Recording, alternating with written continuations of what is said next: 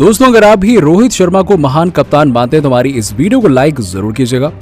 दोस्तों, south Africa के खिलाफ भारत को आखिरी 6 गेंदों में जरूरत थी 23 रनों की और जीत नामुमकिन लग रही थी। फिर दिनेश कार्तिक ने आखिरी गेंद पर जो किया, सच में उसने करोड़ों भारतीयों की धड़कनें बढ़ा दी। विश्व कप में साउथ अफ्रीका के खिलाफ ऐसा मुकाबला शायद ही क्रिकेट के इतिहास में पहले कभी खेला गया होगा।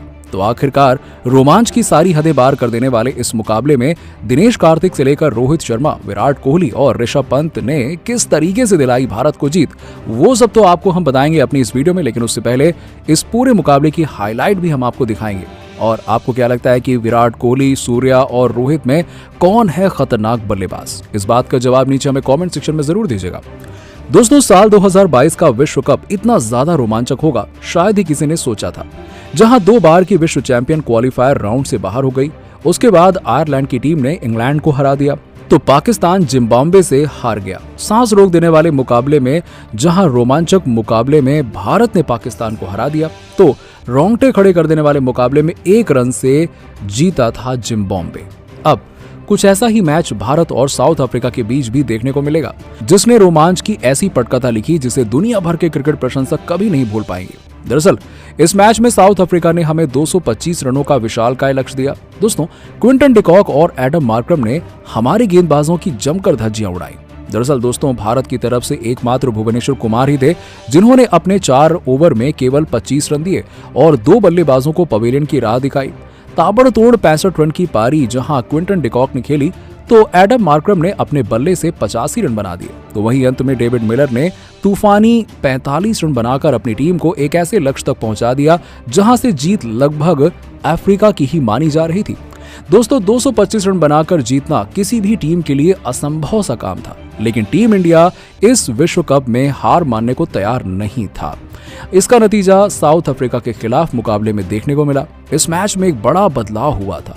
आपको बता दें कि खराब प्रदर्शन करने वाले राहुल को बाहर का रास्ता दिखा दिया गया और रोहित ने पंत के साथ ओपनिंग करने का फैसला किया और उनकी ये तरकीब काम कर गई। ऋषभ पंत के पास खोने को कुछ खास था नहीं, इसीलिए उन्होंने मैदान पर उतरते ही धमाका करना शुरू कर दिया। साउथ अफ्रीका की तरफ से कगिसो रबाडा ने पहला ओवर डाला और उम्मीद थी कि वो इस ओवर में ही विकेट निकाल लेंगे और अफ्रीका को बेहतरीन शुरुआत दिलाएंगे। लेकिन दोस्तों, ऋषभ पंत तो जैसे सर पर कफन बांधकर आए थे। उन्हें किसी बात का डर कहां था। रबाडा के पहले ही ओवर में 1 नहीं 2 नहीं कुल 3 छक्के ठोकते हुए पहले ही ओवर में कुल 28 रन बना डाले।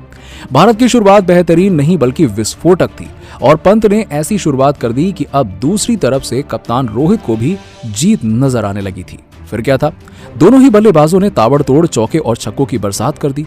पहले ही पावर प्ले में भारत ने 80 रनों का आंकड़ा छू लिया। अफ्रीकी गेंदबाजों की समझ में नहीं आ रहा था कि इन दोनों बल्लेबाजों को रोके तो रोके कैसे।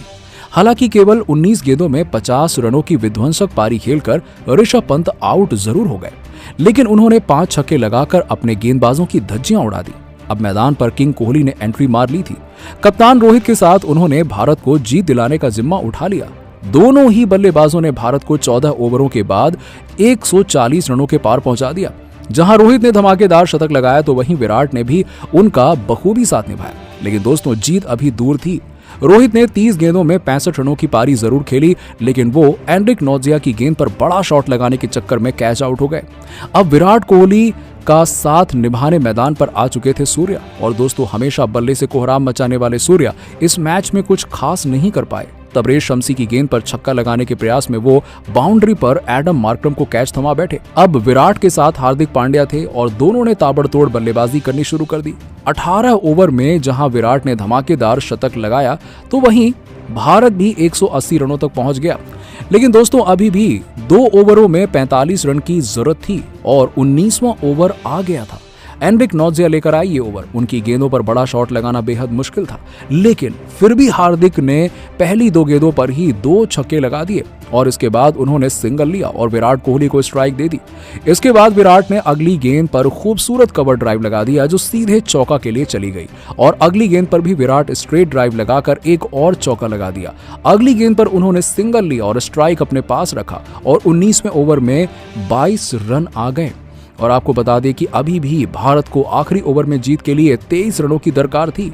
आखिरी ओवर करने के लिए आए कगिसो रबाडा और दोस्तों उन्होंने अपनी पहली ही गेंद पर विराट कोहली को एलबीडब्ल्यू आउट कर दिया। यहां से सभी भारतीय फैंस ने यह सोच लिया था कि भारत ये मैच हार जाएगा, लेकिन अभी दिनेश कार्तिक का आना बाकी है।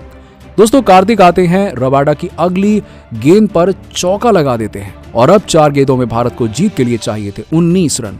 अगली गेंद रबाडा ने डाल दी और आपको बता दें कि अभी 4 गेंदों में चाहिए थे 18 रन, लेकिन कार्तिक ने तीसरी गेंद पर छक्का लगा दिया एक्स्ट्रा कवर के ऊपर से, और जैसे ही कार्तिक ने छक्का लगाया, विराट कोहली का रिएक्शन देखने लायक था। अब भारत को 3 गेंदों में 12 रनों की दरकार थी। कार्तिक अलग ही मूड में बल्लेबाजी कर रहे थे। उन्होंने रबाडा की चौथी गेंद पर शानदार चौका लगा दिया, लॉन्ग ऑन की तरफ लगा दिया, और ये उनका शॉट सीधे बाउंड्री लाइन पर पहुंच गया। अब 2 गेंदों में 8 रनों की दरकार थी। रबाडा पूरी ताकत से गेंदबाजी करने आ रहे थे, लेकिन कार्तिक ने उस गेंद का खतरनाक अंजाम कर दिया, और जिस पर इस बल्लेबाज ने वीरेंद्र सहवाग की याद दिलाते हुए खतरनाक अपर कट लगा दिया, पर गेंद सीधे स्टेडियम में पहुंच गई, और जहां दोस्तों कार्तिक ने छक्का लगा दिया, और रबाडा की यह गेंद नो बॉल थी और स्कोर अब बराबर का हो चुका था। अब आखिरी गेंद पर 1 रन चाहिए था। खूबसूरत स्ट्रेट ड्राइव के साथ कार्तिक ने भारत को जीत दिला दी। दोस्तों, जिस तरीके से ये रोमांचक प्रैक्टिस मैच खेला गया, कुछ वैसा ही मुकाबला हमें भारत और अफ्रीका के बीच में 30 अक्टूबर के दिन देखने को मिल सकता है। तो दोस्तों, आपको क्या लगता है कि इस बार टीम इंडिया चैंपियन बन पाएगी या फिर नहीं? इस बात का जवाब नीचे हमें कमेंट सेक्शन में जरूर दीजिएगा, और ऐसी ही खबरों के लिए सब्सक्राइब कीजिए हमारे यूट्यूब चैनल को। धन्यवाद।